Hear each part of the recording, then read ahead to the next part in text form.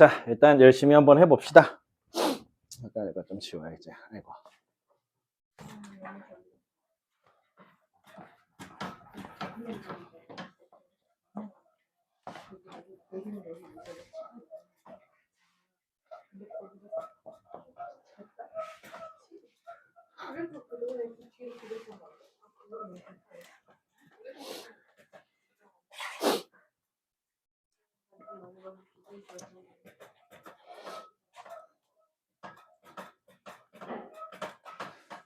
집에 제 방이 춥긴 추운가 봐. 몸살이 났어.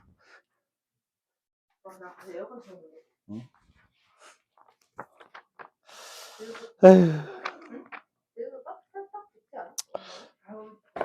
자, 시작을 해 봅시다. 우선요, 너네 그 중화반응 파트에 문제 조금 더 질문 더 받고, 오늘 저 이따 저녁 때 질문을 못 받으니까 중화반응 문제 질문 조금 받고 갈게요. 중화반응 뒷부분 질문 다 못했던 것들이 있었죠. 예, 거기 조금 많이는 아니어도 한 두세 문제 정도 또 받아보고 그렇게 해서 갈게요. 교재 페이지 한 158, 159 요 정도 위치쯤 되나? 질문 있는 거. 그때 보면 이제 159페이지에 557번 막 이런 거 이제 질문들이 있으셨거든요. 네, 혹시 그거 말고도 혹시 놓쳤던 질문 더 있는지 조금 더 받아보고 갈게요. 158, 159. 어디 보자. 555번 문제요. 네, 555번 문제 있고요. 그럼 555번 한번 봐보겠습니다. 근데 요게 저번 때 질문하셨던 거랑 사실은 또 결국 같은 맥락이긴 해요. 사실 그럴 수밖에 없는 게 이게 다 중화반응. 양적 공개라서. 네네. 영상에 있어요. 네. 예, 555번 보도록 할게요. HCl 10ml를 준비해 놨다라고 되어 있네요. 자, 여기에다가 NaOH 부피를 바꿔가면서 혼합을 해가고 있다라고 되어 있습니다. 그러니까 패턴은 어떤 패턴이냐? 이번에도 고정된 산을 두고 거기다가 이제 염기를 조금씩 첨가하는 것입니다. 그럼 뭐 머릿속에 이때 이제 관련된 정보들 원래 여기 머릿속에 다 같이 있어야 되는 건데 지금은 한번 칠판을 머릿속이라고 하고서 한번 좀 생각해 볼까요? 총 이온수 아마 어떤 식으로 나올 것 같다. 일정하게 유지되다가 중화점 시점부터 증가하는 형태 나올 것 같다. 뭐 이런 것을 이제 머릿속에 떠올릴 수 있죠. 또 어떤 거 떠오를 수 있을까요?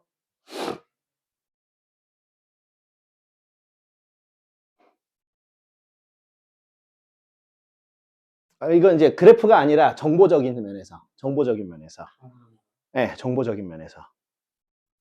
여기서 이제 총 이온수가 어떻게 유지가 되죠? 그러니까 그 일정하게 유지되는 과정. 자, 여기서 추가되는 게 NaOH, 염기죠. 네, 염기에서 Na 플러스는 알짜야 구경꾼이야. 이 구경이는 계속 뭐예요? 들어오는 대로 지속적으로 증가를 해주게 되겠죠. 그런데 대신 이때 누가 같이 들어와? OH가 들어와서 누구를 함께 없애버려? H 플러스를 함께 없애버리죠. 그래서 요게 증가되는 양과 요렇게 감소되는 양이 서로를 뭐 시킨다? 상쇄시키기 때문에 총 이온수는 그대로 유지되는 것처럼 보이게 되는 거죠. 하지만 그 동안에 들어있는 이온들의 구성은 어떻게 되겠어? 조금씩 변화가 생기게 되는데, 자, 이걸 이제 구체적으로 써놓도록 할까? 그동안에 Cl-라고 하는 애는 계속해서 진짜로 유지가 되겠죠. 그리고 H+는 계속해서 감소가 되겠죠. 자, 그리고 Na+가 계속해서 증가가 돼줄 것이고요. 그 다음 OH-는 좀 특이한데 얘는 0이죠. 왜요? 들어오자마자 H와 함께 바로 사라져버리니까 얘는 안 들어온 셈 칠 수 있다 이거야. 그렇기 때문에 요 동안은 계속해서 유지가 되는 거죠. 자, 그리고 또 우리의 뇌 속이라고 생각하고 이 부분에서는 왜 증가될까? 여기서는 이제 들어오게 되는 NA와 OH가 둘 다 누구와 반응을 해요? 하나도 안 하게 돼요. 아무도 안 하게 되죠. 그래서 이제부터는 Na+와 그리고 OH-가 모두 그냥 쓸모가 없어져서 그대로 누적이 되기 시작한다. 라고 보시면 되겠죠. 그러니까 한 번 들어왔을 때 2n씩 증가하는 형태로 나올 거야. 뭐 이렇게 생각을 해볼 수 있을 것입니다. 맞습니까? 자, 이런 게 이제 머릿속에 떠오른 상태가 되고 그 상태에서 이제 55번 문제를 보는 게 되겠습니다. 자, 이제 봤어요. 혼합용의 가, 나, 다, 라 네 가지를 준비해 놨고요. 그렇게 되었을 때 아쉽게도 전체 이온수라든지 하는 거를 구체적으로 알려주지 않고 어떤 식으로 알려주고 있냐면 이온을 한 종류씩만 이렇게 골라가지고 예, 그렇게 알려주고 있거든요. 그러니까 우리가 이걸 분석해서 처음에 HCl 10ml 속에는 몇 이온이 들어있었고 새롭게 들어오는 NaOH는 밀리리터당 얼마씩 들어온 거구나. 이런 파악을 좀 해볼 필요가 있겠습니다. 먼저 가 정보를 볼게요. 가의 정보는 HCl 10 들어있는 상태 기준이며 NaOH가 5ml만큼 첨가가 되었을 거야. 근데 정작 알려준 건 누구 알려줬냐면 Cl 마이너스를 알려줬거든요. 근데 이놈은 뭐에 해당이 되냐? 요거에 해당이 되죠. 이 구경꾼에 해당이 되고 얘가 20이라고 되어 있는데 사실은 그 이후로도 얘는 계속해서 20을 유지할 거예요. 그리고 얘가 20이란 말은 뭐를 또 알려준 게 되느냐? H 플러스의 최초의 량이 똑같이 20만큼 있었을 거라는 것을 알려주는 게 되는 거죠, 사실상. 자, 그러면 여기까지는 지금 가에 대한 정보입니다. 이제 나로 넘어가서 보도록 하죠. 나에서 뭘 더 알 수 있을까? 나에서는 이제 NaOH를 X 밀리리터만큼 넣어봤대요. 근데 이제 X가 아직 정확히 몇인지는 모르겠습니다만 H 플러스의 수가 이제는 몇이 됐대? 10이 됐다라고 되어 있습니다. 그렇다면 우리는 지금 요 X 밀리리터라고 하는 것이 Na 플러스와 OH 마이너스를 넣어준 것인데 20을 10으로 바꿔줄 만큼 OH 몇을 데리고 온 거다? 10을 데리고 온 것이며 이 순간 이 속에는 NA도 몇이 들어있을 것이다? 10이 들어있을 것이다 라고 나에 대해서 분석할 수 있을 것입니다. 여기까지 됐죠? 그리고 요 속에서 요것이 그대로 들어오자마자 H 플러스와 함께 소거가 될 것이고요. 그 다음요. 다로 넘어가서 보시면 이번에 NaOH를 아이고 눈 아프다. 무려 20ml만큼 넣었다라고 합니다. 자, 그랬더니 이번에 누구의 값을 알려줬냐면 Na 값을 알려줬거든요. Na가 몇십이래요? 20이래요. 자, 그리고 얘는 구경꾼 이온이기 때문에 들어오는 대로 항상 누적되는 놈이거든요. 그럼 봐봐. 얘랑 정확하게 몇 배 관계야? 2배 차이 관계네요. 그렇다면 이 X밀리리터의 정체가 밝혀지네. 너는 10ml구나. 가 되는 것이고 이게 10ml라는 얘기는 이 순간에는 야, 너 OH도 총 20이 들어왔겠구나 가 되겠죠. 그런데 H 최초에 있었던 게 몇 개였죠? 그렇다면 이거 모두 다 소거되는 정확하게 말하자면 이 순간 H도 빵이 되는 무슨 점이다? 여기가 바로 중화점이다. 파악이 가능해지겠죠. 자, 그 다음 라입니다. 더 넣었으니까 이제 중화점 넘어가서 염기가 더 많은 상태가 됐죠. 어디 보자. 40ml 넣었다라고 했는데 일부러 이번에 이거 안 보고서 다 채울 수 있을 것 같아요. 안 보고도. CL은 처음부터 끝까지 20이니까 됐고요. H는 이미 중화점에서 다 썼으니까 제로겠죠. NA는 들어오는 대로 계속 누적이 되니까 40일 테고요. OH는 여태까지는 안 됐지. 하지만 이 다음부터 누적되니까 총 40이 들어왔는데 그중에 20만큼 소거됐어. 그럼 얼마 남았다? 20만큼 남아있었다. 가 나올 거라고 예측을 할 수 있는데 실제로 그러한가 해서 봤더니 OHY라고 나왔는데 요거겠죠, 이게. 요게 Y겠죠. 까지 될 수 있겠습니다. 요까지 괜찮습니까? 자, 그럼 사실상 이걸로 기니디는 다 끝난 거나 다름이 없습니다. 기억을 봐보자면 X와 Y를 합치면 30이 되냐 했는데 X가 10이었고요. Y는 20이었습니다. 합이 30 나오겠네요. 다음 두 번째, 니은 다에서는요. 다가 어딨나? 네, 중화점이죠. 여기서는요. 구경꾼만 존재하냐 했는데 중화점 자체가 알자들은 모두 다 중화되어 사라져버리겠죠. 그러니까 남아있는 건 구경꾼 이온입니다. 그러면 물, H2O 만들어진 건 어떻게 취급하나요? 걔네들은 알자인 건 맞아요. 하지만 문제는 알자 이온이냐, 구경꾼 이온이냐. 둘 다 보시면 이온이란 글자가 붙었죠. 그러니까 H2O가 된 순간부터 얘는 이온이 아니라 분자기 때문에 개수 취급할 필요가 없어지는 거죠. 그래서 니은 맞죠, 그냥. 다음 디귿입니다. 가와 나와 라. 어디 보자. 다 빼고 요 세 개네요. 를 모두 혼합한 용액을 좋아요. 이거 모두 다 혼합한 용액을 먼저 그럼 개수 체크를 해볼까요? 했는데 구경꾼 체크할 필요는 없어 보입니다. 왜냐 해서 봤더니 이거 그 다음 추가로 중화시키기 위한 즉 결국에 H와 OH 둘 중에 누가 얼마나 남았나 이거 파악해보자는 얘기가 되겠죠. 자, 그러면 여기에는 H만 20 여기에는 10 그리고 여 뒤에는 제로였죠. 그러니까 총 H의 개수는 30입니다. 그 다음 OH 개수를 따져보자면 요거는 어쨌든 들어와서 중화를 시켰죠. 맞죠? 근데 지금 여기서 중화를 시켰으면 H가 줄어들었어야 되는데 지금 저는 일부러 총개수 다 썼죠. 총개수 다 썼으니까 중화되기 않았을 때 그냥 부피만 가지고서 단순하게 써보자는 얘기야. 그러니까 5하고 10하고 여기는 요거 20이 아니라 중화 안 했을 때 기준으로. 네. 근데 이거 가가 최초 20인데 아, 5mm 넣은 거 아닌가요? 맞아. 그냥 5mm 넣었는데 이게 이제 OH가 중화시켜서 얘 15가 되고 얘는 제로가 될 거 아니야. 아, 그걸 일부러 고려 안 하고 그냥 들어있는 거 전부. 아, 중화를 제외시키고 그냥 말 그대로 전부 개수 그냥 센 거야. 아, 그렇게 미리 고려하면은 할 작업이 여기서 한번 작업하고 여기서도 작업하고 작업할 게 많아지니까 우리가 작업수를 줄이는 것 뿐이야. 그냥 단순하게 개수를 세는 겁니다. 네. 그렇게 되면 여기도 20이 아니라 몇십으로 봐야 돼요? 40으로 봐야죠. 부피 값 그대로 개수되는 거. 여태까지 나왔으니까요. 자, 그럼 이거 총 몇 칩이야? 55죠. 그러면 이제 요걸 기준으로 중화를 시켰다라고 쳐보면 NaOH는 아니 NaOH는 아니에요. OH는 몇 개가 남아있을까? 25개 남아있을 거예요. 그럼 이 25개의 OH를 중화시키는 게 목표라고 볼 수 있겠죠. 그럼 추가적으로 누가 들어가야 돼요? HCl. 그런데 여기서 뭐 NaOH를 더 넣겠다라고 했죠. 뭐 20ml라는 숫자는 그럼 아예 볼 필요도 없어요. 우리가 지금 더 넣어야 되는 건 HCl입니다. 괜찮으신가요? 네. 아닌가? 잠깐만요. 가나라죠? 가나라고요? 아, 미안합니다. 내가 지금 실수했어요. 여기 상쇄를 넣었네, 내가. 아, 미안합니다. 이거 상쇄를 안 넣었어야죠. 이거 다 20, 20, 20으로 놓고 했어야죠. 예, 그렇게 했어야죠. 미안합니다. 어쩐지 좀 이상하다 했어. 62니까, 그러네요. H가 아직 몇 개 남아있죠? 5개 남아있어요. 그럼 요걸 상쇄시키려면 NaOH가 5개를 제공해줘야 되죠. 5mm 제공해준다. 가 답이 되겠습니다. 그러면 디귿은 30이 아니라 5mm로 바꿔야 되니까 틀리긴 틀렸네요. 그래서 답이 기억과 니은까지 3번 답하시면 되겠습니다. 요런 식이요. 괜찮겠나요? 네. 다음 페이지 넘어갈까요? 네, 다음 페이지 볼게요. 160쪽이고요. 일단 얘기하기 이전에 559번 별표 쳐두세요. 그러니까 어려운 문제라서가 아니라요. 거기 보시면 이제 도형을 이용해서 이온수 나타내고 있잖아요. 가 잘 나와서. 이거 앞에서도 이렇게 비슷하게 생긴 거 제가 일부러 얘기한 적이 있을 거예요.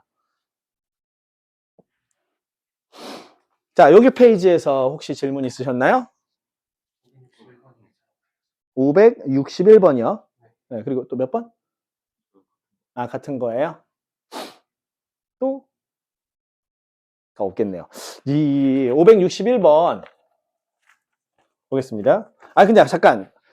없겠네요 하면 안 되지. 이거 원래 지난 토요일 숙제잖아. 여기 맞네. 여기 이제 여기는 수요일 추가로 했던 부분이구나. 네, 그러네. 여기 160쪽이구만. 그럼 요거 한 문제만 하고서 나머지는 다음번에 또 볼게요. 왜냐면 저 두 분은 아직 보고 하셨으니까. 561번 한번 보겠습니다. 같이. HCl과 NaOH를 혼합한 수용액 X 밀리리터한테 그리고 HNO3를 추가적으로 넣어줄 거고요. 이때 넣어주게 되는 HNO3 부피별로 혼합된 용액 속에 들어있는 X라는 이온에 대한 자료를 보겠다라고 되어 있습니다. 뭐 그렇다고 하네요. 자, 네. 일단 뭐 가부터 살펴보도록 합시다. HNO3 몇을 넣었냐면 10ml를 넣었고요. 이때 전체 들어있는 이온수와 우리가 지금 체크하려고 하는 X라고 하는 이온이 비율이 2분의 1이네요. 그리고 단위 부피 속에 들어있는 X 이온수는 3분의 4 N입니다. 자, 지금 현재 이 자료만 가지고 뭘 할 수 있을까요? 사실상 이 자료만 가지고 뭔가를 할 수가 없습니다. 얘네들은 동시에 가, 나, 혹은 뭐, 가, 다, 뭐 이런 식으로 두 가지 이상의 자료를 동시에 비교를 해보면서, 지금 여기서 만약에 얘가 산성이라면, 만약에 제가 뭐 염기성이라면, 이런 식으로 가정이 들어가야 돼요. 즉, 이거 시행착오형 문제입니다. 이건 시행착오를 기준으로 하는 문제입니다. 그러니까 문제 상황이나 정확하게 파악하고 갑시다. 이미 HCl과 NaOH는 이미 혼합을 해놓고 시작한 거죠. 그러니까 이미 혼합을 해놨을 때 그것은 여전히 산성일 수도 있고요. 염기성이 되어 있을 수 있어요. 혹은 이미 둘을 섞어서 이미 뭘 만들어 놨을 수도 있죠. 중성을 이미 만들어 놨을 수도 있죠. 근데 어쨌건 그게 전혀 나와 있지 않은 정보이기 때문에 뭐라고 말할 수는 없어. 근데 그 둘을 섞어 놓은 수용액을 이미 Xml만큼을 준비를 해놨다라고 되어 있습니다. 그러니까 그 속에는 결국 HCl이 들어가며 NaOH가 들어가며 거기에다가 문제에서 추가로 뭐까지 집어넣겠다. HNO3까지 함께 집어넣겠다. 이런 뜻이 되겠습니다. 이 세 가지를 이제 다 집어넣고서 하겠다는 얘기야. 그러니까 산이 몇 종류가 들어가는 거야? 두 종류가 들어가고 있으며 염기는 몇 종류가 들어가고 있는 거야? 한 종류가 들어가고 있는 그런 상황 조건이에요. 그러니까 굳이 비슷한 정보를 따져보자라고 한다면 어떤 느낌에 가깝냐면 그 전 페이지에 보면 557번 같은 거 있었죠? 예, 세 가지 용액 섞어가면서 거기 들어있는 애들의 비율 가지고서 문제 풀던 거. 사실상 문제 조건은 얘랑 거의 흡사하다. 이렇게 보시면 되겠습니다. 괜찮나요? 자, 근데 다시 돌아올게요. 자, 근데 지금 가 하나만 가지고서 알 수 있는 정보가 없기 때문에 바로 옆에 있는 나나 다를 비교해 볼 건데 누구 비교하는 게 좋아 보이냐면 나가 더 좋아 보입니다. 이유는 다에는 미지수 y가 섞여 있거든요. 예, 그럼 미지값이 하나라도 적은 게 더 낫기 때문에 가와 나를 동시 비교할 예정이고요. 이 속에 들어있는 HNO3는 20ml이고요. 전체 이온수 2분의 X이온수 1, 어디 보자. 그리고 단위부피당 X이온의 수는 N. 자, 이런 식으로 되어 있습니다. 이런 식으로 되어 있습니다. 이때 가와 나는 산성, 중성, 염기성 뭐 지금 정보를 알 수 있는 게 아무것도 없는 상태입니다. 맞습니까? 자, 그렇다면 우선 뭐부터 해볼 거냐면 총 부피부터 잠깐 생각을 해볼 필요가 있어요. 왜냐면 여기 나와 있는 모든 정보가 무엇을 기반으로 하고 있냐면 단위 부피를 기준으로 하고 있거든요. 근데 어차피 우리가 여기에도 당장 보시면 전체 이온 같은 게 들어가려고 하면 이 총 부피에 따라 뭔가 어떻게 될지 그걸 봐야 될 필요가 있다는 얘기야. 그래서 첫 번째로 얘를 보면은 얘는 X 플러스 10만큼의 부피가 있는 상태이고요. 얘 같은 경우는 X 플러스 20만큼의 부피가 있는 상태입니다. 그러니까 총 이온수에 대해서 누가 더 커야 돼요? 총 이온수라네. 미안해요. 총 부피에 대해서 누가 더 큰 거야? 나가 더 큰 거야. 얘가 분명 10mm만큼 더 큰 상태야. 얘가 10mm만큼 더 큰 상태야. 그런데 단위 부피 속에 들어있는 X이온이라는 말이 나와요. 단위 부피 속에 들어있는 X이온입니다. 자, 부피당 입자수 라고 하면 사실상 농도 개념이죠. 자, 농도가 어떻게 되고 있죠? 증가요, 감소요? 농도가 감소하고 있습니다. 10ml의 액체가 첨가됐더니 농도가 감소되고 있다는 거예요. 그러면 HNO3를 추가로 넣었음에도 불구하고 더 이상 들어온 이온으로 보는 게 맞을까? 더 이상 들어오지 않는 처음부터 있었던 이온으로 보는 게 맞을까? 처음부터 있었던 어떤 이온이라고 보는 게 맞겠죠. 그게 아니라면 HNO3가 들어옴으로써 중화돼서 소거되는 가능성이 있는 OH-거나 뭐 두 가지 경우 중 하나일 것입니다. 그렇다면 어떤 게 답인지를 사실 여기서 알 수 있는 정보가 아무것도 없기 때문에 우리가 적당히 예측을 하는 수밖에 없어요. 저는 일단 구경꾼이었다라고 가정을 해보겠습니다. 구경꾼이었다라고 가정을 해볼게요. 자, 그러면 구경꾼이라고 한다면 어떤 구경꾼들이 있었을까? 일단 이 NO3는 넣으면 돼, 안 돼?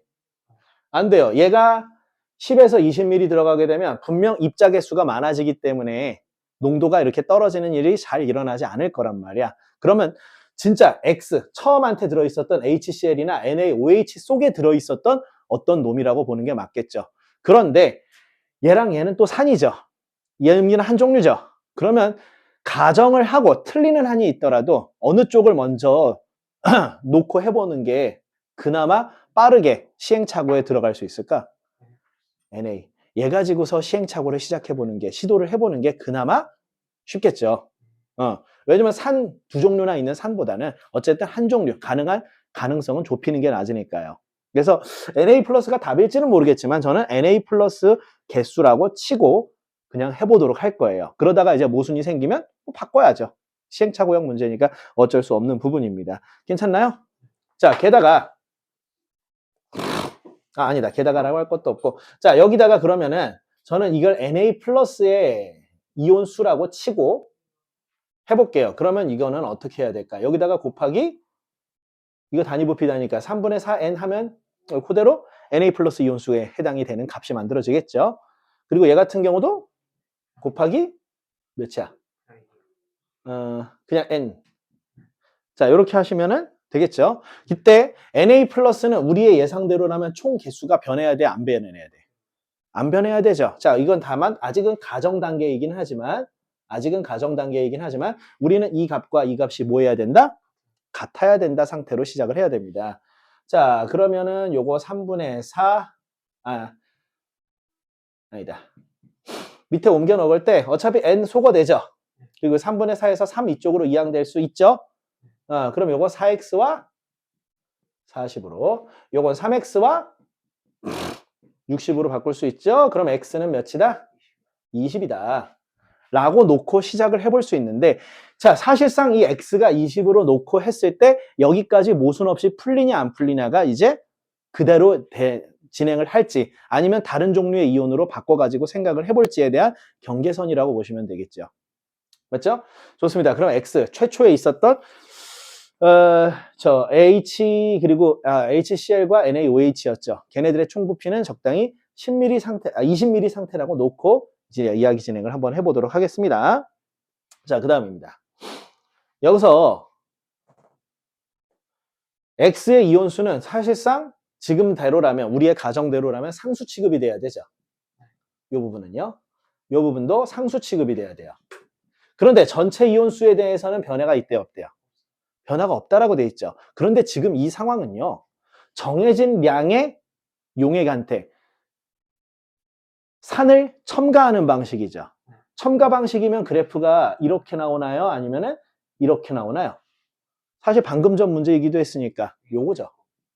그렇다면 전체 이온수도 상수 상태를 유지하기 위해서는 얘네 둘은 둘 다 산성이거나 아니면 뭐 둘 다 염기성이거나 혹은 뭐 산성에서 중성으로 넘어오는 점이거나 아니면 뭐 산성에서 중성으로 넘어오기는 상황이거나 뭐 그런 식으로 이제 볼 수 있을 것입니다. 하여간 얘가 중화점이거나 중화점 직전이거나 뭐 이런 상황 정도로 볼 수 있게 되겠죠. 그럼 우리가 또 가정을 막 세워야 돼. 지금 요 단계 중 어딘가라고. 요 단계 중 어딘가라고. 요까지 괜찮습니까? 좋습니다. 그럼 얘네들을 둘 다 뭐라고 가정하고 시작해볼까? 일단 둘 다 산성이라고. 아니, 산중, 염중, 염. 네 가지 중 하나죠. 네 가지 중 하나죠. 자, 그럼 무슨 성 가정을 하고 시작할까? 염기성이요? 염기성이 맞을 거예요. 왜일까요? 계속 때려. 예, 지금 우리가 뭘 때려 붓고 있죠? 그렇죠. 산을 때려 붓고 있죠. 산을 때려 부었을 때 중화가 되어가는 과정 중입니다라고 한다면 확실한 건 얘는 아마도 우리 가정대로라면 염기성일 것입니다. 그리고 나는 똑같은 염기성이거나 혹은 중성이거나 두 가지 중 하나가 되겠죠. 그럼 둘 다 염염이라고 하고 염중이라고 하고 각각을 진행을 좀 해볼 필요가 생겼습니다. 좋아요. 그러면 가와 나를 둘 다 염기성이라고 놓고 한번 해봅시다. 네, 둘 다 염기성이라고 놓고 해볼게요.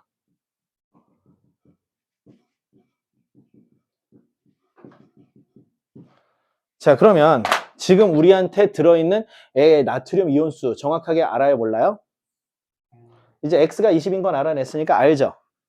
맞죠? 그러면 이 속에는 나트륨이 40N만큼 들어있는 상태이며 따라서 최초 기준으로 OH-도 얼마가 있었을 거야? 40N만큼이 있었을 거예요. 맞죠? 자, 여기에다가 여기에다가 최초의 H 플러스와 Cl 마이너스도 있었을 것이고요. 그리고 거기에다가 우리가 지금 첨가로 때려 넣은 H 플러스와 NO3가 있을 거예요. 이때 Na 플러스의 개수하고요. OH 마이너스 개수는 어차피 서로 같아요. 맞죠? 근데 우리가 중화 반응을 따지려고 한다면 결국 R자 이온인 OH 개수와 누구 개수 비교를 해봐야 될까? H 플러스 개수를 비교를 해봐야 되겠죠. 40과 두 H 플러스의 합은 누가 더 크게 될까? OH 마이너스가 더 크겠죠. 그렇다면 얘네 둘 간의 관계식을 보자면 요걸 A하고 요걸 적당히 B라고 했을 때 40과 A 더하기 B 중에 얘가 더 크다죠. 근데 이렇게 되면 방정식 성립이 안 되기 때문에 문제풀이가 안 될 거예요. 그럼 풀 수 있는 방법, 아까 전에 힌트 준 게 있어요. 아까 옆문제 할 때 우리가 우리 뇌 속이라고 생각하고 하자는 거. 줄어든 만큼을 누군가가 채워주기 때문에, 예, 줄어든 만큼을 누군가가 채워주기 때문에 라는 말을 했었죠. 그러니까 사실 이거 얘네 둘만 볼 게 아니라 이것에 의해서 채워주고 있는 애들이 누구예요? Cl-와 NO3-죠. Cl-와 NO3-입니다. 맞습니까? 자, 따라서 최종적으로는 이렇게 봐야 되겠네요. 이 Cl-는 사실상 요 H 개수를 의미해 줄 수 있죠. 그리고 요 NO3-는 사실상 요 H 플러스의 개수를 의미해 줄 수 있겠죠. 맞죠? 그리고 얘네들이 만나서 OH와 반응을 했을 때 그 총수가 반응하고서 뭐가 돼야 돼요? 40이 돼야 되죠. 네. 반응이 다 끝마친 이후에요. 반응 끝마친 이후에요. 좋아, 그럼 얘가 여전히 일부 남아있다 쳐요. 그 다음 얘가 H를 소거시킨 만큼 남아있겠죠? 얘도 있겠죠? 이 셋의 합이 누구와 똑같이 나와야 돼요? 40과 똑같이 나와야 됩니다. 즉 OH의 수, 여기 지금 남아있는 OH의 수, 그 다음 Cl-의 수, 그리고 NO3-의 수, 이 세 개의 합이 그대로 40 나와줘야 된다는 얘기입니다. 근데 죄송하다. 잠깐만요. 이거 문제 지금 안 하는 게 낫겠네요. 이거 문제 안 하는 게 낫겠다. 죄송합니다. 이유가 뭐냐면은 지금 두 분이 안 해본 문제라 가지고, 그러니까 지금 한번 고민을 해본 다음에, 그러니까 두 분은 고민을 해보셨는데, 두 분이 이거의 문제를 고민을 안 해본 상태에서 보다 보니까 이게 사실상 도움이 하나도 안 될 수 있어요. 물론 제가 지금 녹화는 따고 있는데, 그 다음에 봐도 또 이제 자기가 생각하면서 풀어보면서 했던 질문들이 또 안 나올 수 있단 말이야. 그래서 이거 미안한데 다음 시간에 하도록 할게요. 이거 죄송한데 이거 다음 시간에 그냥 하도록 할게요. 그게 더 맞겠다. 왜냐면 지금 우리 여기까지 했죠. 이거 아직 풀이의 3분의 1도 못 갔어요. 아직 풀이의 3분의 1도 안 갔는데 이거 고민 안 해본 상태에서 들어가지고서는 자기가 이런 문제를 뭐 어떻게 해야 될지에 대해서, 그러니까 제가 한 방법 때문에 똑같이 따라 하다가 고민을 안 해버릴 수도 있어서 그래. 예, 그래서 요거는 좀 직접 고민을 한번 해보시고 다음번에 요거 같이 하도록 할게요. 이거 미안합니다. 하다가 중간에 끊어서 죄송합니다.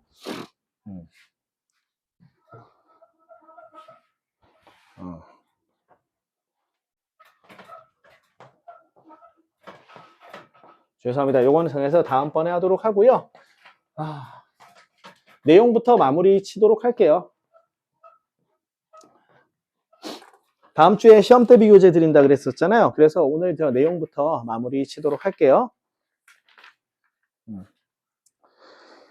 예, 166페이지랑 167페이지에서 전번 시간에 했던 거에서 주요 요소만 잠깐 언급해 드리고서 바로 마지막 강, 열 이동에 대해서 좀 얘기를 하도록 할게요. 발열 반응과 흡열 반응에 대해서가 끝이 됩니다.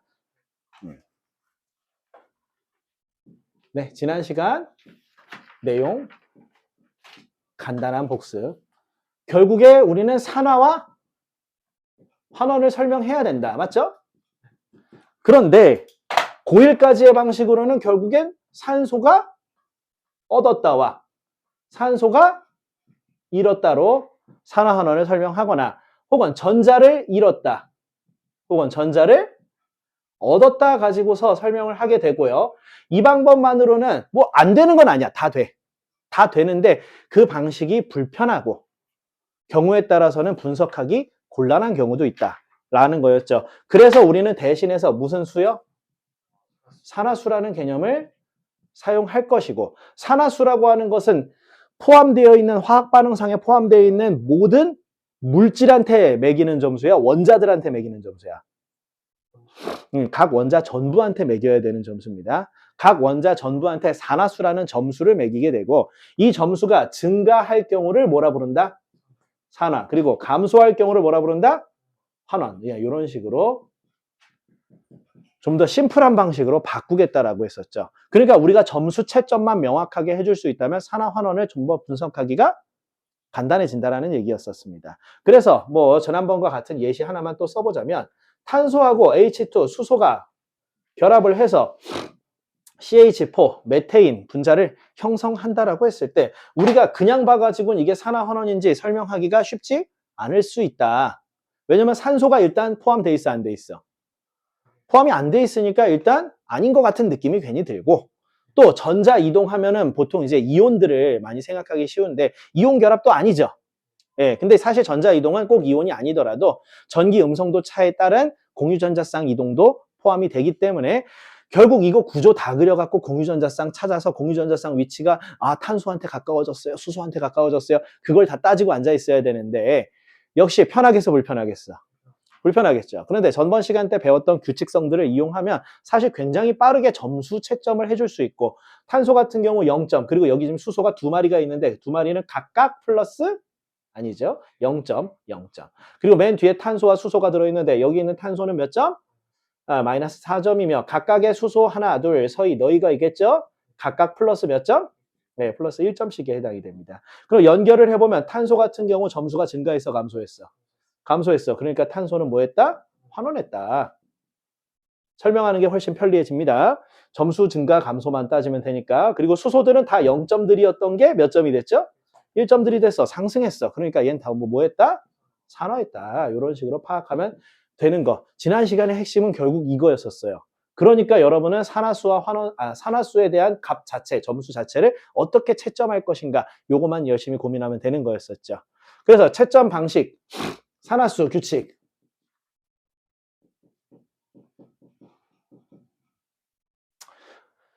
너무 기본적인 건 그냥 말로만 언급합시다. 원자들은 다 몇 점을 준다? 0점을 준다. 그리고 호던소 물질들 있죠? 호던소 물질. 순수하게 한 종류의 원자로 이루어진 물질들이요. 얘네들도 몇 점을 준다? 거기 포함된 원자들 전부 다 0점을 준다. 였습니다. 그리고 이온 결합 화합물에서 이온 자체들은, 각각의 이온들은 이온 전하량을 그대로 점수로 가져간다. 예를 들어 NA는 NA 플러스 형태가 되죠? 그럼 얘는 플러스 1점. 이런 식으로 점수 그대로 가져가죠. 그런데 이제 규칙이 꼭 필요한 것들이 뭐였었냐면, 다 원자, 다양한 종류의 원자들이 결합한 화합물들입니다. 특히 공유. 특히 공유. 방금 전처럼 CH4입니다. 벌써 종류가 한 종류가 아니게 됐죠. 이런 애들. 게다가 이온 결합도 아니다 보니까 플러스 마이너스 표기하기도 애매한 이런 놈들에서 주요 규칙이 나왔었죠.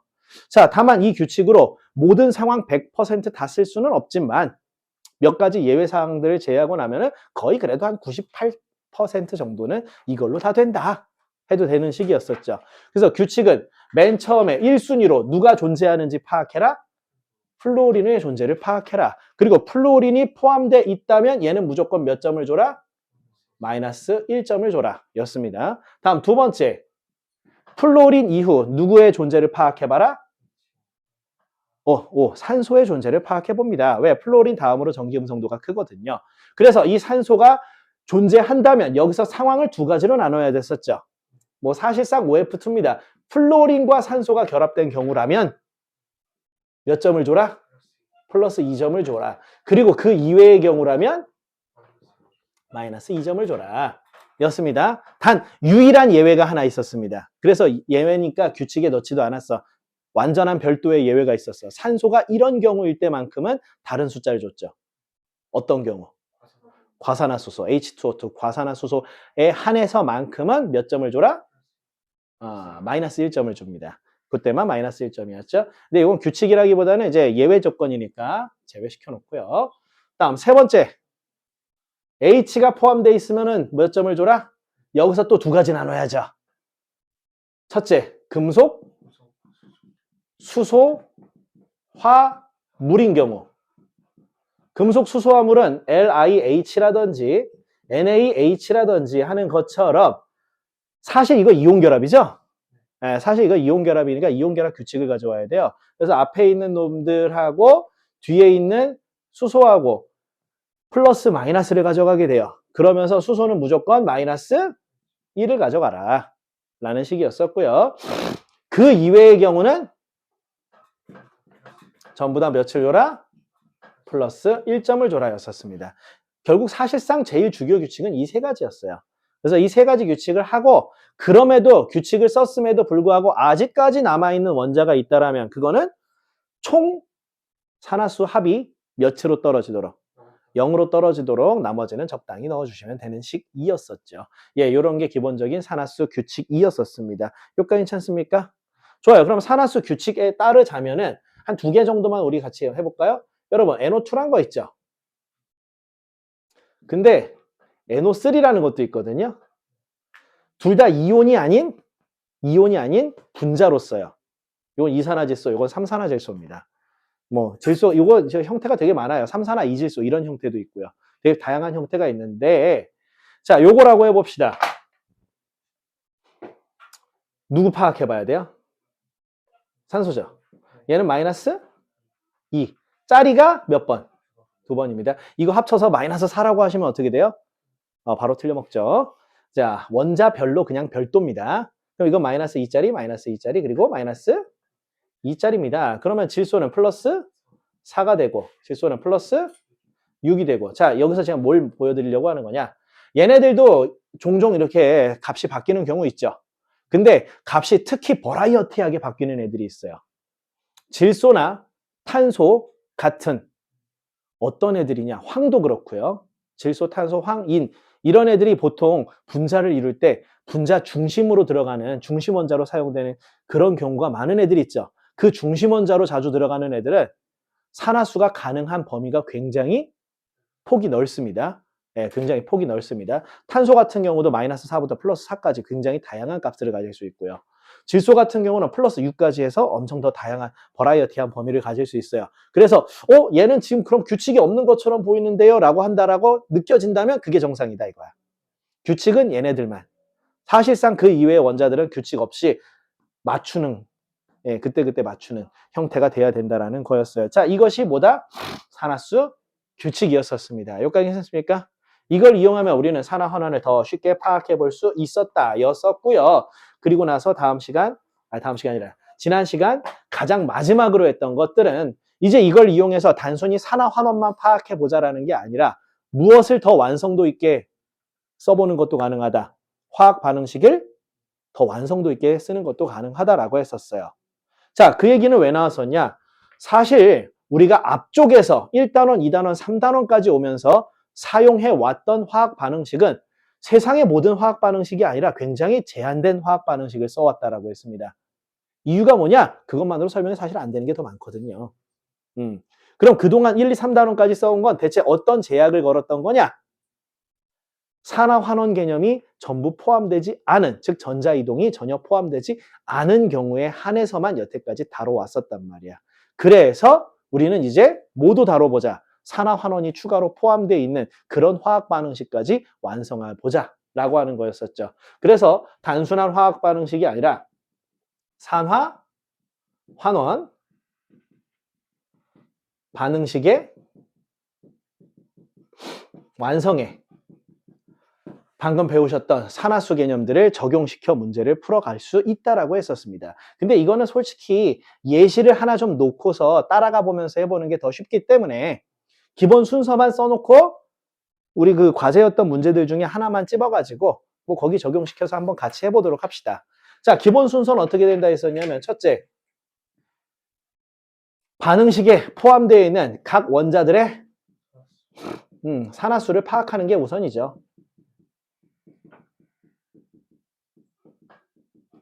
그 다음 둘째, 산화수가 증가되는 원자가 있을 테고 반대로 감소되는 원자가 있을 수 있는데 그 산화수의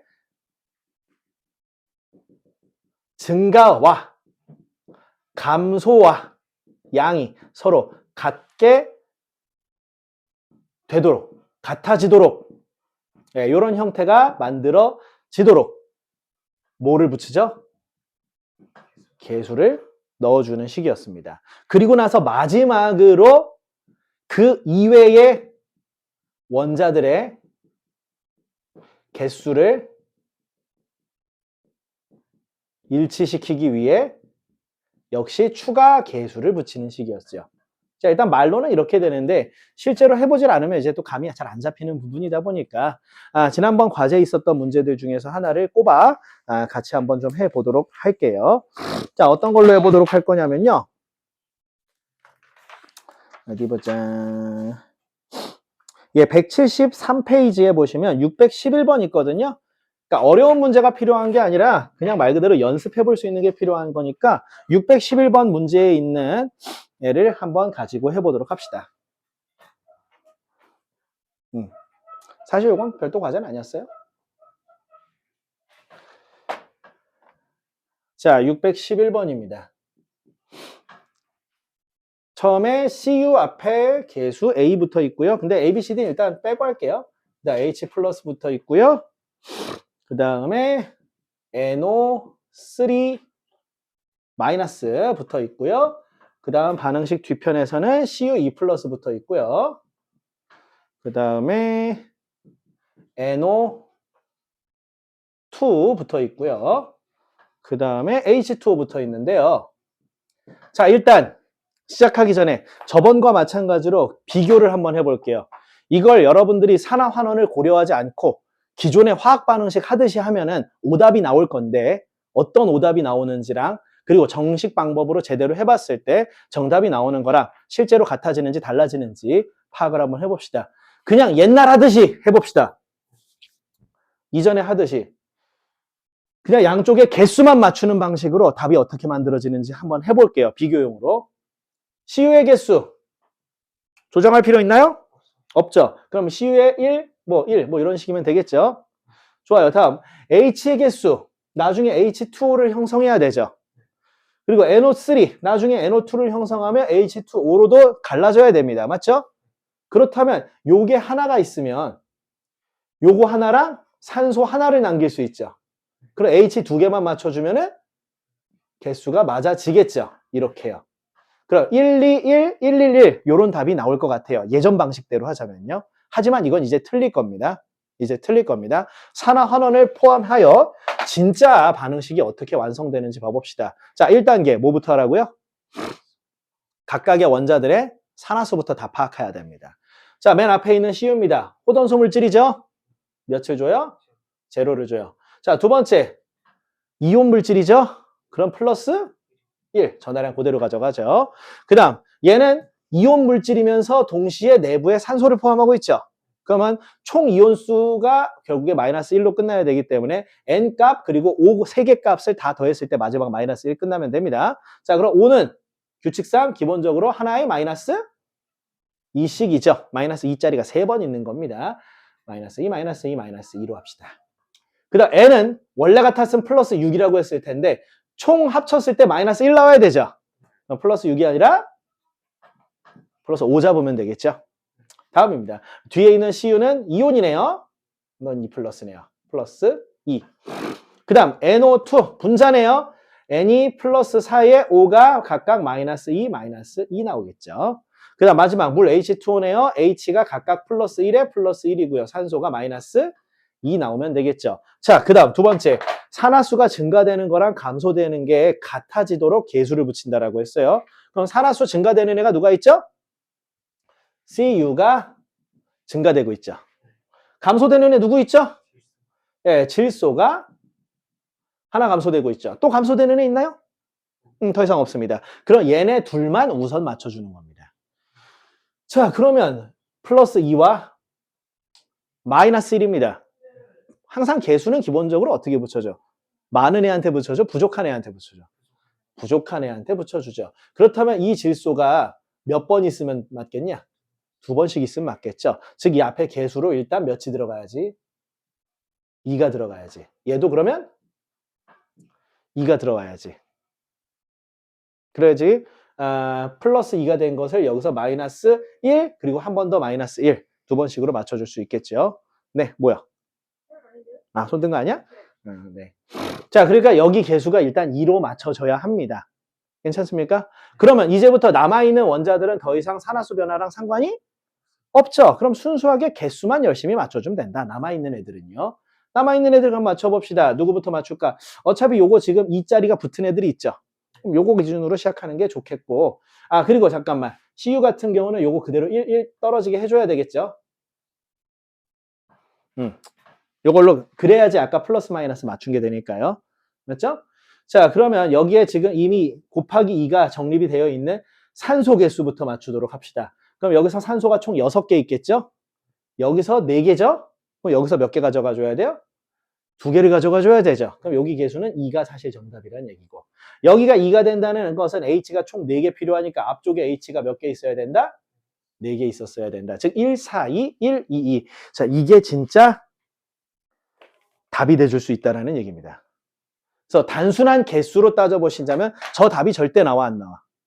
안 나와. 우리는 산화수의 변화, 이 증가치, 감소치가 똑같아지도록 맞춰주고 그리고 나서 남은 원자들을 나중에 추가적으로 맞춰주는 식으로 진행했어야 정상적인 이렇게 답이 나오실 수 있다는 것입니다.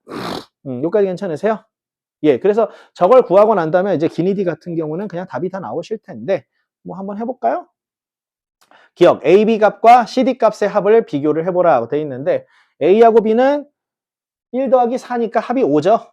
예, C하고 D는 2 더하기 어디 있나? D 어디 있어? 맨 뒤에 있네요. 2 더하기 2니까 합이 4네요. 그럼 5와 4니까 5 쪽이 더 크네요. 그러면 등호가 아니라 A, B 쪽이 더 커요. 부등호로 바뀌어야 되겠죠. 그래서 1번, 기억 틀립니다. 다음, 니은입니다. NO3-가 환원제입니까? 했는데 NO3-는 이후에 보니까 뭐 하고 있어? 환원하고 있죠. 환원하게 될 물질을 우리는 환원제라 불러, 산화제라 불러. 환원 예정인 물질은 산화제. 산화 예정인 물질이 환원제죠. 지금 얘는 환원 예정이죠. 그럼 얘는 산화제라고 했어야죠. 그럼 D는 틀렸습니다. 반대죠. 다음 디귿입니다. NO2 1몰이 만들어질 때, 예, 요 개수 2짜리인 요 친구죠. 그때 사용해야 될, 반응하게 될 CU의 양은 0.5몰이냐 했는데 얘 개수가 2고 얘 개수가 1입니다. 그럼 2대 1 비율이니까 얘가 1몰 만들려면 그 절반인 0.5몰 필요로 한다. 뭐 이건 기본적인 양적 관계죠. 그래서 디귿은 맞아서 디귿 하나 맞았네요. 답 3번 찾으시면 되는 구조였습니다. 여기까지 괜찮습니까? 예, 그리고 지호 산화제, 환원제 까먹으셔? 그냥 단어예요. 예, 뭔가 특별하게 엄청난 뭐 내용이 담긴 게 아니라 그냥 단어입니다. 산화 예정인 물질이 환원제, 환원 예정인 물질이 산화제입니다. 예, 그 이름이 그렇게 붙어 있어요. 그냥 이름 붙이는 방식이에요. 괜찮나요? 좋아요. 그러면 이렇게까지 보고 내용부터 마무리하고서 문제 질문 받을게요. 네, 176페이지 열출입 보도록 할게요. 그래서 여기까지가 여러분 시험 범위 총 범위 끝입니다.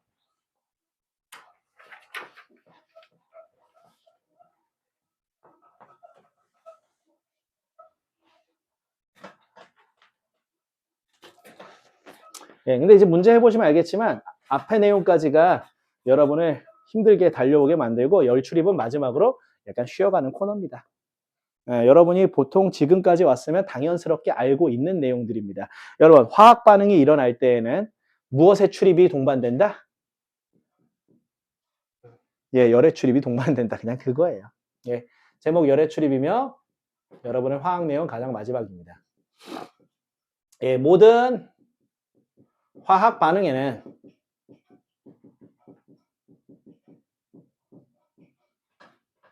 꼭 열이 아니더라도 무슨 출입이 동반돼야 돼요? 에너지의 출입이 동반됩니다. 이때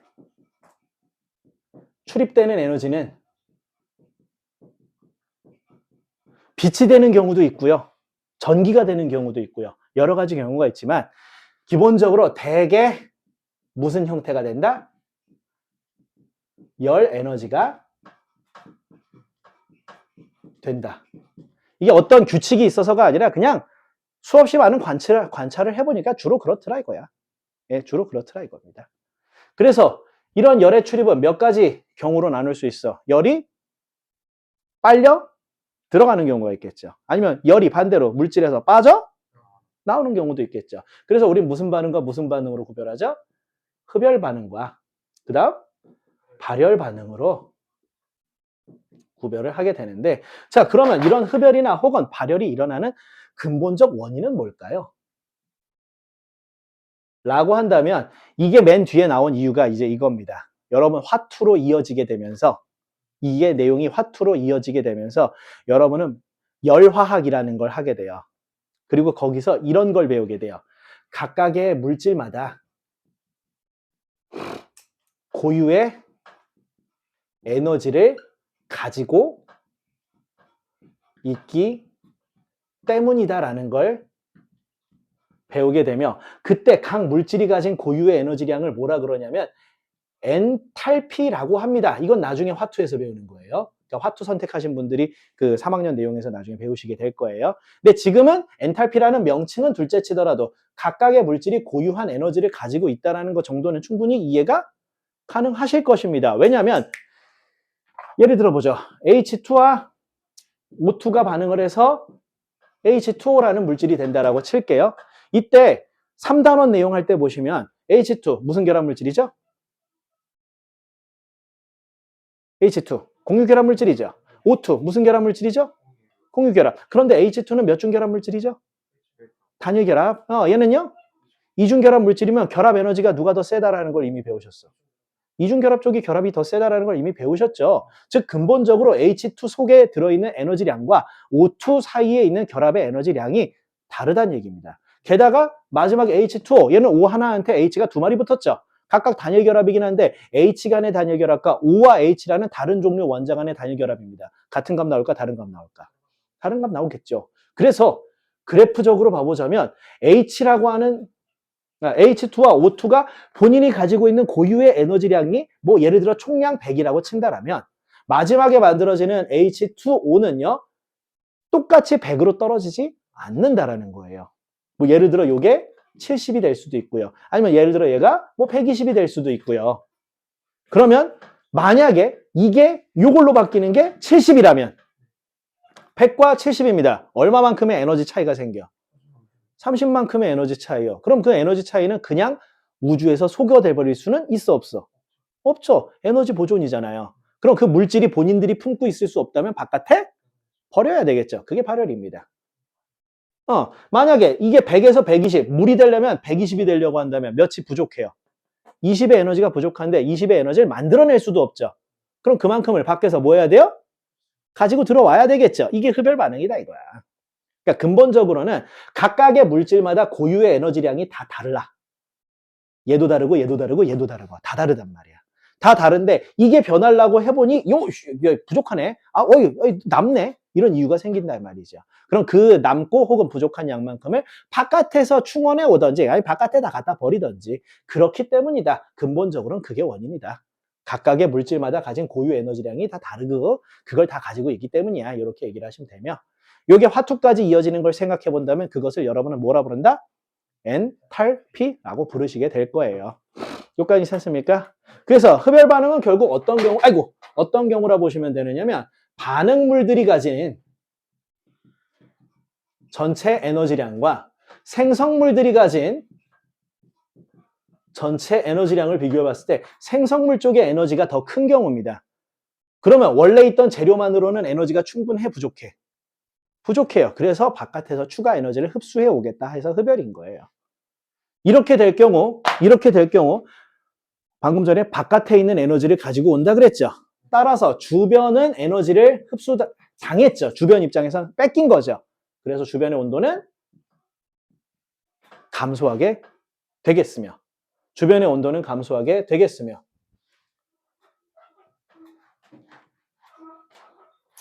반대로 발열의 경우는 어떻다라고 말하면 되겠어요. 반응물 쪽의 에너지와 생성물 쪽의 에너지 중에서 이번에는 반응물 쪽이 더 컸던 거야. 그러니까 변하고 나면 에너지가 남기 시작해. 근데 이미 변했기 때문에 이 물질이 그 에너지를 품고 있어줄 순 없다. 그럼 어떡할 거야? 주변에 갖다 버리자 이겁니다. 따라서 이 변에는 주변의 온도가 어떻게 돼요?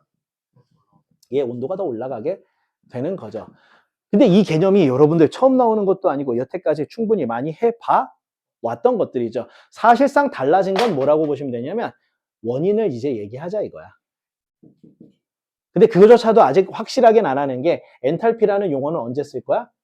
화투에 쓸 거기 때문에 그냥 각각의 물질이 가진 고유 에너지량이 그냥 다 있으니까 이 정도로만 그냥 설명을 하자는 것뿐입니다. 여기까지 괜찮습니까? 그래서 보시면요. 176페이지 왼쪽 페이지 전체 내용이 다 이거예요. 다 이거에 대한 예시들이에요. 사실 내용이 없다는 얘기예요. 왜냐면 이미 여러분들이 알고 있는 쉬어가는 단원이라는 얘기입니다. 그래서 맨 위에서부터 그냥 빠르게 쭉 읽어내가면서 책에 있는 거 한번 확인해 볼게요. 맨 처음 발열 반응이래요. 화학 반응이 일어날 때 열을 방출하게 된대. 왜? 고유한 에너지가 남아 돌기 시작하니까 갖다 버리겠다 이거죠.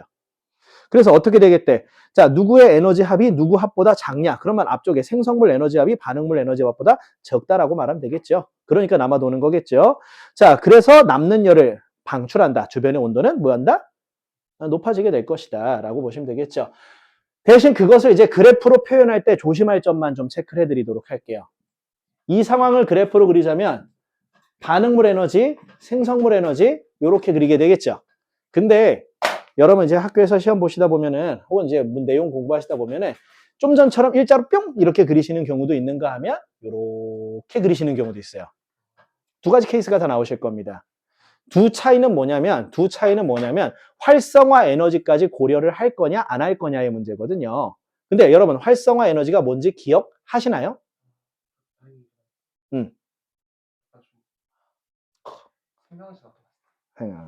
생명? 아니요. 1학년 화학에도 나왔었어요. 기억나시나요? 기억나시나요? 무엇을 어떤 네?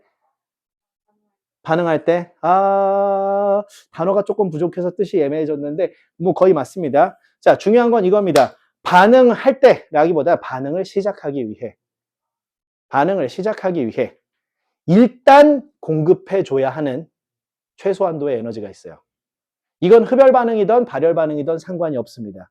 흡열이든 발열이든 상관없이 어차피 이거 지금 발열이니까 나중에 에너지 갖다 버릴 건데 뭘 굳이 또 외부에서 흡수해 옵니까? 흡수해 와야 된다. 일단 모든 경우에 일단 에너지 어느 정도 흡수하고 시작해야 돼요. 이것을 우리가 뭐라 부른다? 활성화 에너지라 부릅니다. 활성화 에너지는 마치 이렇게 상상을 하시면 좀 비슷할 거야. 여러분 총알이야. 총이 그러니까 여러분 손에 들려져 있고 이 총을 쏘는 행위가 화학 반응을 하는 행위라고 칠게요. 이건 흡열이든 발열이든 상관없고요. 이 얘기를 해봅시다. 총을 쏘려면 일단 여러분 손가락으로 뭐를 당겨야 돼? 자, 근데 내 손이 너무 힘이 없어서 방아쇠를 당길 수 없다면 아무리 엄청난 반응이라도 할 수가 없겠죠. 즉 어떤 경우가 됐던 최소한 방아쇠 당길 힘 정도는 있어야 되지 않습니까? 이 최소한의 시작을 위한 에너지, 이걸 활성화 에너지라 그럽니다. 그래서 활성화 에너지를 고려하지 않았을 경우 책에 나온 것처럼 그냥 일자뿅 이런 형태의 그래프가 나타나며 이때 이 그래프에서 최초 에너지량과 최후 에너지량의 차이를 우리가 뭐라 부르느냐? Q,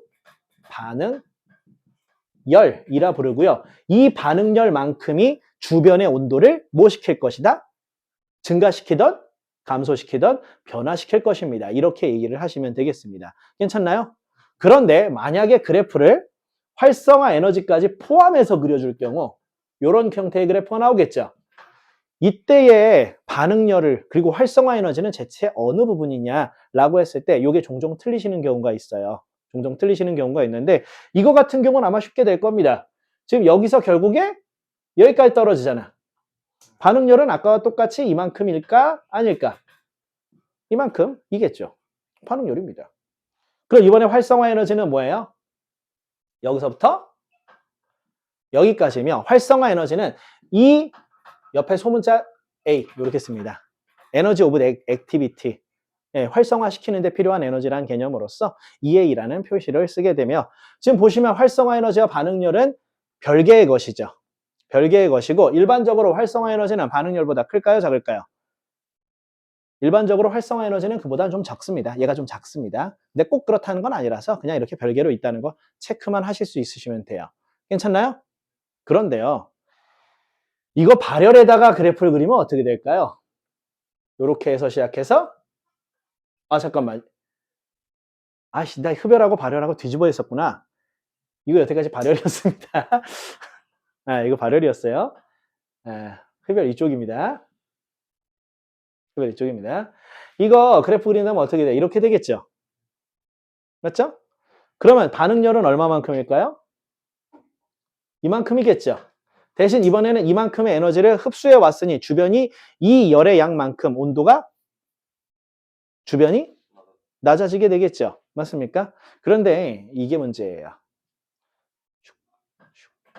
활성화 에너지까지 포함된 그래프를 그려볼게요. 괜찮나요? 그럼 이번에 활성화 에너지는 어디서부터 어디까지일까요? 뭐 아마 이게 반응열 Q겠죠? 활성화 에너지는 여기처럼 보입니다. 맞죠? 얘랑 비교해 봤을 때요. 맞죠? 그런데요. 정의를 잘 생각해 보세요. 활성화 에너지의 정의는 반응을 시작하기 위해 일단 공급돼야 하는 최소한도의 에너지죠. 일단이요. 일단 이만큼은 무조건 공급이 돼야 된다는 거야. 그러면 얘는 상황이 달라요. 얘는 처음에 애초에 에너지 이만큼을 가지고 시작했었고 여기를 넘어가면 되는 거니까 진짜 요만큼만 일단 주고 시작하면 되는 거였다고. 근데 얘는 시작이 여기죠. 그럼 이 언덕을 넘어가기 위해서는 여기까지 일단 이만큼 올라가야 되죠. 그럼 활성화 에너지는 이번에 이만큼이 되겠죠. 괜찮아요? 자, 활성화 에너지가 이만큼이 됩니다. 그러면 여기서 알 수 있는 흡열 반응과 발열 반응에서의 차별화된 점이 하나 있습니다. 흡열 반응은 무조건 활성화 에너지가 누구를 포함하죠? 열, 반응열을 포함합니다. 반응열을 포함하기 때문에 활성화 에너지가 무조건 반응열보다 훨씬 큰 값을 가지게 됩니다. 큰 값을 가지게 돼요. 그래서 일반적으로 보자면 흡열 반응이 일어나기 어려울까? 발열 반응이 일어나기 어려울까? 예, 일반적으로 흡열 반응이 일어나기 어렵습니다. 흡열 반응이 일어나기 어려워요. 그래서 관련된 것이 있죠. 여러분, 세상에는 난방기구도 있죠. 지금 오늘 히터 틀어놔서 따끈따끈하죠. 예, 그리고 냉방기구라는 것도 있죠. 맞죠? 어느 게 전기세 더 많이 먹을까요? 딴방. 예, 냉방기구가 돈을 더 많이 먹어야 됩니다. 왜? 냉방기구라는 건 간단히 말하면 교실에서 뭐를 뺏어가겠다는 얘기야.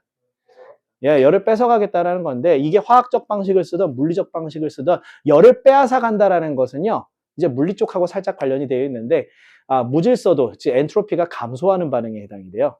그러니까 일시적으로나마 엔트로피를 감소시키겠다는 얘기는 일시적으로나마 우주의 규칙을 거슬러 가겠다는 거가 돼요.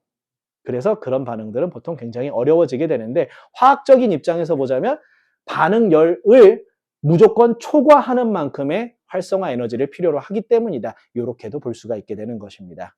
그래서 이런 관점도 하나 있다라는 거 얘기를 하며 나머지 내용도 보시면 다 그냥 예시예요. 예, 이런 예시가 있다, 저런 예시가 있다. 예, 그냥 그것일 뿐입니다. 그래서 왼쪽 페이지에서 더 이상 설명, 해설을 할 건 더 이상 없습니다. 그래서 이걸로 열의 출입 파트 자체는 끝이 나게 됩니다. 괜찮습니까? 자, 근데 이제 문제는 우측 파트예요. 이 부분을 학교에서 어떤 식으로 접근하냐에 따라서 난이도를 조금씩 변동을 시킬 수 있거든요. 그냥 정말 단순하게 이때 출입하고 있는 열의 양을 잴 수 있어요. 그냥 그런 개념 수준에서 끝나실 경우도 있고요. 아니면 그럼 출입하는 열의 양을 정확하게 구해봐 라는 식으로 좀 깐깐하게 나오시는 경우가 있어요. 물론 수능까지 본다라면 이건 깐깐하게 따져야 되는 게 맞습니다만 요거는 잠깐 쉬는 시간 가지고 뭐 조금 구하는 방식이 어떻게 되는지 얘기를 해 보도록 하겠습니다. 여기까지 괜찮습니까? 좋습니다. 해서 요거 질문 열출입 내용이 너무 없죠? 네, 잠깐 쉬었다 할게요. 네, 여러분 마지막으로 개념 2개 배우고 책이 끝납니다.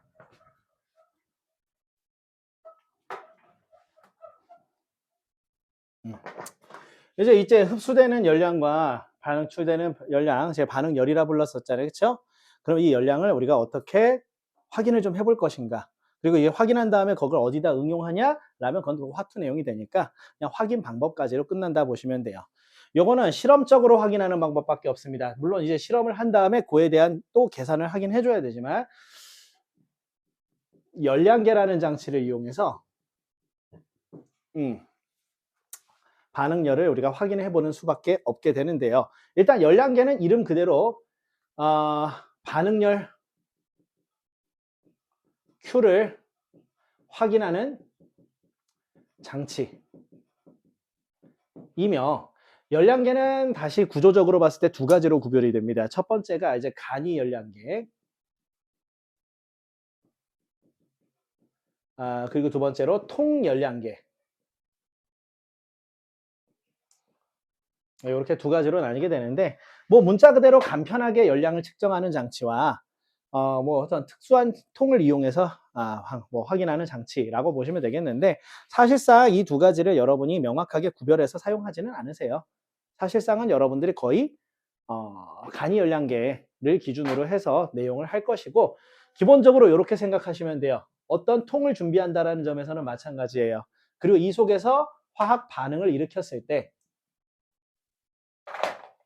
내부를 물로 채워둡시다. 누구요? 네, 물. 자, 만약 흡열 반응이라면 반응이 일으킬 때 이 물로부터 에너지를 흡수할 테니 물의 온도가 떨어지겠죠. 그리고 반대로 열이 나온다면은 물이 에너지를 흡수할 테니까 물의 온도가 올라가게 되겠죠. 그래서 이 물은 무엇을 하게 될 것이냐? 온도를 변화하게 될 것입니다. 이때 이 온도 변화 값을 이용해 가지고 흡수 혹은 방출된 열의 양을 알아내기 위한 장치라고 공통적으로 봐보시면 돼요. 다만 확실하게 여기서 생각을 해보죠. 이때 반응을 통해서 온도가 변하는 건 순수하게 이 물뿐일까요? 아니면 물을 담고 있는 통도일까요? 사실 통도 변하겠죠. 사실 통도 변하겠죠. 그래서 간이 열량계와 통 열량계의 차이는 그것입니다. 간이 열량계는 100% 누가 흡수했다 혹은 누가 방출했다? 물 하나에서만. 즉 여기서는 물 하나만 열심히 관심을 가지자는 얘기예요. 근데 좀 더 정확하게 하자면 물뿐만 아니라 누구까지 고려해야 돼요? 통까지 고려해야 돼요. 그래서 통열량계는 열량이 물에게도 영향을 미치지만 그걸 담고 있는 누구한테도? 통한테도 영향을 미쳤다라고 치고 두 가지를 각각 계산해가지고 열량을 측정하는 거 아니면 그냥 물만 계산해서 측정하는 거 이렇게 생각을 해보시면 되겠습니다. 괜찮으실까? 그래서 요거는 이제 실제로 실험을 한 다음에 여기다 이제 온도계 꽂아가지고 온도가 얼마나 증가했는지 혹은 감소했는지를 본 다음에 공통의 계산식을 통해 최종적으로 이거 발열량 혹은 흡열량이 얼마만큼이다를 쓰는 거로 이 공통 계산식은 여러분들이 언제 배우셨었냐면 중등부 2학년 마지막에 배운 적이 있어요. 기억나실란가 모르겠는데 Q는 C, M, T라는 식입니다. 그래서 중등부 시점에서 보자면은 이거 공식 외우실 때 학교 선생님들이 보통 많이 하는 게 이제 꼬꼬는 씨암탉이라고 외워놔라. 아니면 이제 꽂는 시멘트라고 외워놔라. 뭐 그런 식으로 이제 많이들 하셨었거든요. 근데 고등부한테 그런 거 하면 좀 유치하다. 네. 이때 Q가 뭔 뜻이냐? 열량이에요. 즉 우리가 목표로 하는 열의 측정 값입니다. C 같은 경우는요. 이건 비열이라 그랬었고요. M 같은 경우는 질량이라 그랬었고요. 그리고 T 같은 경우는 온도인데 그냥 온도가 아니라 온도의 델타 값입니다. 온도 델타 값. 예, 그러니까 변화된 후의 온도와 변화된 전의 온도 차이 값을 말해요. 그 차이 값을 여기다가 쓰는 식으로 해서 우리가 총 얼마만큼의 열이 흡수되었는지 혹은 방출되었는지를 계산을 하는 식이 되겠습니다. 근데 지금 시점에서 봐보자면 대부분의 경우 뭐를 많이 까먹어놨냐면 비열이란 단어를 대부분 많이 까먹어놔요. 그래서 제가 비열을 좀 쳐가 설명을 해드리도록 하겠습니다. 자, 비열이란 어떤 물체가 기준 질량만큼 있을 때 그리고 특별한 경우가 아닌 이상 기준 질량은 보통 1g 혹은 1kg을 기준으로 합니다. 자, 기준 질량만큼 있을 때 이놈을 1도씨 변화시킬 때 필요로 하는 열의 출입량이란 뜻입니다. 즉 온도를 1도 높이려면 얼마만큼 흡수해야 되는지 혹은 온도 1도 낮추려면 얼마만큼 방출해야 되는지 그 값을 우리가 비열이라고 얘기를 해야 돼요. 대신 반드시 무슨 질량만큼 있을 때? 기준 질량만큼 있을 때입니다. 그래서 이 비열 같은 경우는 단위가 둘 중에 하나를 씁니다. 여러분이 기준 질량을 1g으로 잡고 있을 경우 칼로리 per gram 도시 혹은 joule per gram 도시 요것을 사용하게 되고요. 의미는 이렇습니다. 1도씨를 그리고 1g의 물체한테 변화시킬 때 퍼마다 몇 칼로리의 열이 필요한가 혹은 몇 줄의 에너지가 필요한가 라는 개념이에요. 보통 화학에서는 기준을 1g으로 하기 때문에 이 두 가지 중 하나를 쓰시는 경우가 일반적이라고 보시면 되겠고요. 물리 같은 경우는 보통 g을 기준으로 많이 써요. 킬로그램 기준 많이 써요. 그래서 물리에도 비열이 나올 때에는 조금 달라진다면 여기다 킬로 붙고 여기도 킬로 붙고 여기도 킬로 붙고 여기도 킬로 붙고 정도가 차이가 날 수는 있어요. 근데 보통 화학에서는 g을 기준으로 하기 때문에 킬로짜리 다 빼고서 이렇게 진행을 많이 하게 됩니다. 그러면 이 식이 왜 성립됐는지를 우리가 알 수가 있게 돼요. 이 식이 왜 성립되는지. 자, 봐봐. 어떤 물건이 있어요? 이 물건의 비열은 제가 2칼로리 per 그램 도시라고 할게요. 그럼 얘가 만약에 진짜 1g짜리라고 하고 현재 20도짜리라고 하면 내가 2칼로리를 줬을 때 얼마의 온도가 올라갈 거다? 1도, 즉 21도가 될 거란 뜻이잖아요. 맞죠? 그러면 만약에 내가 질량을 10배로 바꾼다면요. 똑같은 열을 줬는데 열 놈이서 나눠 가지는 꼴이 되죠. 그럼 1g씩 기준으로는 0.2칼로리밖에 못 받았어요. 그럼 온도 1을 올려 못 올려? 몇 밖에 못 올려? 0.1밖에 못 올릴 겁니다. 0.1밖에 못 올릴 거예요. 그렇다면은 질량이 많으면 같은 열을 줬을 때 온도를 많이 올리게 돼요? 많이 못 올리게 돼요? 많이 못 올리게 돼요. 즉 질량과 온도 변화, 온도 증가치는 반비례 관계겠죠. 그러면 같은 우변에 곱하기로 들어가면 사실 이거 이항시켜보면 얘네들이 반비례 관계인 걸 알 수 있게 되는 거죠. 예, 그런 식으로 하나씩 따져보시면은 저 식이 왜 성립되는지는 이제 충분히 이해가 가실 겁니다. 괜찮으세요?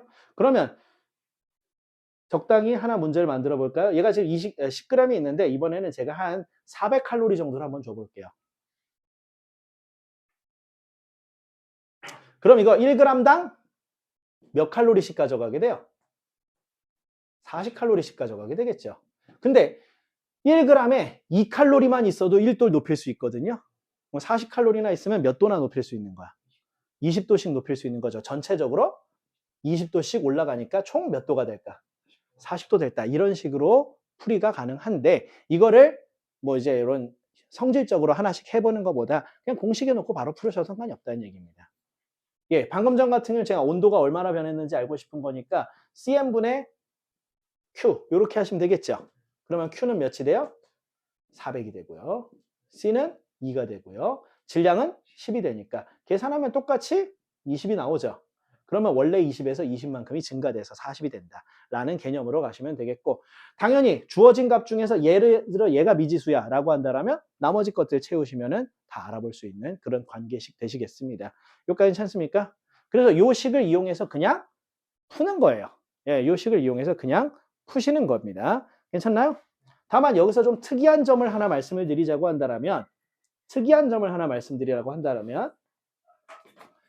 단위를 쓸 때 여기 칼로리가 들어갈 때가 있고 여기 줄이 들어갈 때가 있습니다. 예, 칼로리도 에너지 단위고요. 줄도 에너지 단위예요. 근데 왜 두 가지가 구별이 되느냐? 우리가 무엇에 집중하냐에 따라서 단위가 달라집니다. 보통 줄이라고 하는 건 모든 에너지의 공통 단위거든요. 그러니까 내가 지금 여기서 흡열 혹은 발열되는 게 순수한 열이 아닐지도 몰라. 어쩌면 빛이 나올지도 몰라. 어쩌면 다른 게 나올지도 몰라. 라고 생각을 한다면 줄을 쓰는 게 맞아요. 이게 줄, 모든 에너지의 공통 단위예요. 그런데 이 칼로리 같은 경우는 열에너지한테만 쓰는 단위예요. 이건 순수한 열에너지한테만 쓰는 단위예요. 그러니까 우리가 지금 100% 흡수 혹은 방출되는 것이 순수한 열이라고 가정했을 때는 이 단위를 사용한다라고 생각하시면 돼요. 그러면 그냥 요것만 바꾸고 뭐 4칼로리 퍼 그램 도시일 때 4줄 퍼 그램 도시 그대로 나오느냐? 아, 요게 그렇지는 않습니다. 우리나라에서 보통 많이 쓰는 길이가 센티미터 많이 쓰죠. 그리고 영미권에서 이제 피트나 인치 같은 거 많이 쓰죠. 1cm가 1피트인가요? 인치는 어때요? 1인가요? 아니죠. 1인치가 대충 2.5cm 정도 되죠. 변환값의 비율이 좀 있죠. 그러니까 얘도 변환값의 비율은 좀 있습니다. 변환값의 비율이 좀 있는데 칼로리랑 줄의 변환 비율은 4.2배입니다. 그래서 1칼로리가 줄로 따지면 4.2줄이에요. 조금 더 정확하게 하면 4.1804 이렇게 나오는데 거기까지 하진 않고요. 네, 거기까지 하진 않고요. 여러분은 최대 소수점 첫째 자리 그리고 학교에 따라서 거의 대부분 이게 개념을 알고 있는 게 중요한 거지 상수 숫자를 기억하는 게 중요한 건 아니다 보니까 적당히 4해서 해라 라시는 경우가 더 많으실 겁니다. 자, 이런 식으로 계산할 때 유의사항 정도고 보시면 되겠습니다. 괜찮나요? 그러면 간이 열량계는 이걸 이용해서 물의 비열 넣고 물의 질량 넣고 물의 온도 변화만 넣으시면 바로 총 열량 알아낼 수 있어 하면 되는 거고, 통열량계는 이 식을 몇 번 쓰면 돼요?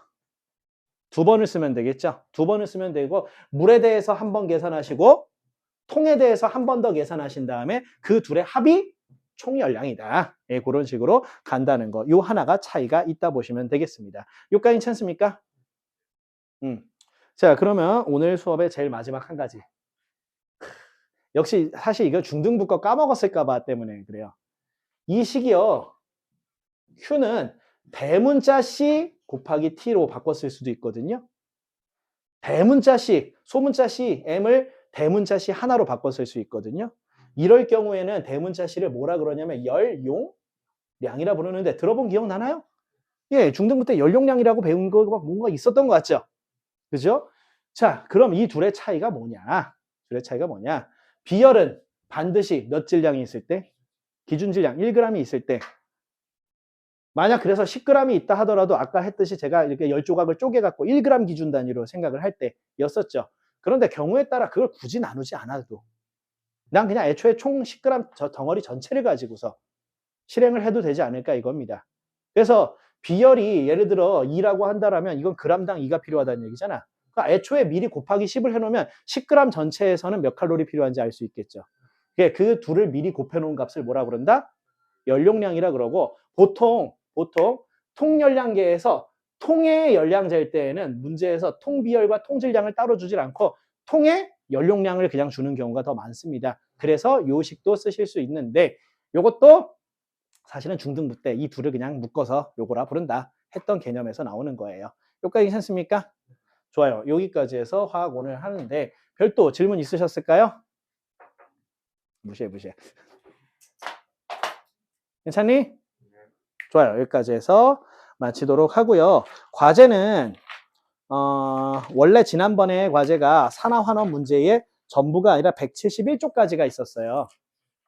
원래 171쪽까지가 있었는데 172, 3, 4, 5까지 열애 출입 전까지 있는 나머지 문제들을 마무리해 오시는 걸로 하고 다음 시간 때 시험 대비 교재도 드리지만 다음 시간 때는 거의 풀로 문제 질문 아마 받게 될 것 같아요. 그리고 토요일에도 문제 질문 추가로 더 받아야 될 거예요. 네. 그렇게 하도록 하겠습니다. 별도 질문 있나요? 이 내용상에서? 괜찮나요? 예, 마치겠습니다. 끝. 수고했습니다.